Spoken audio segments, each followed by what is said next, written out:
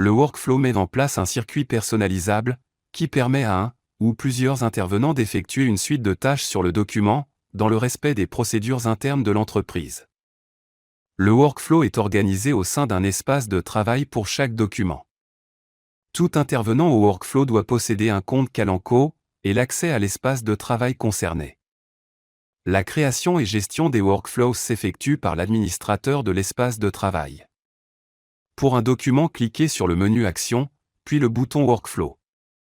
Si le document ne correspond à aucun modèle personnalisé, vous pouvez personnaliser son workflow en recréant le circuit de validation de zéro ou en partant du modèle proposé par défaut.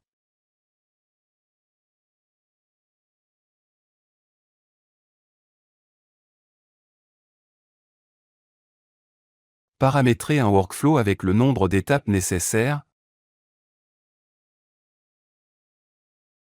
Le type de droit d'accès au fichier.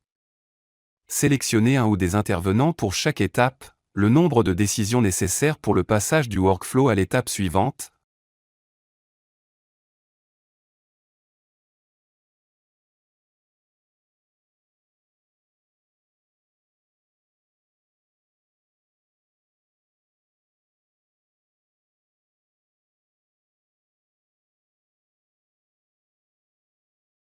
Ainsi que l'étape vers laquelle le workflow revient en cas de rejet de la tâche.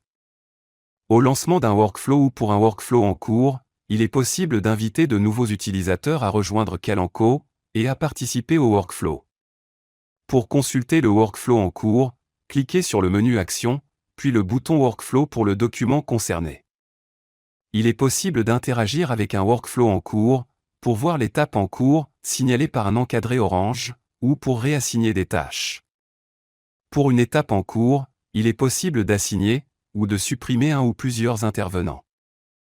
Seuls les intervenants invités vont recevoir une notification par mail.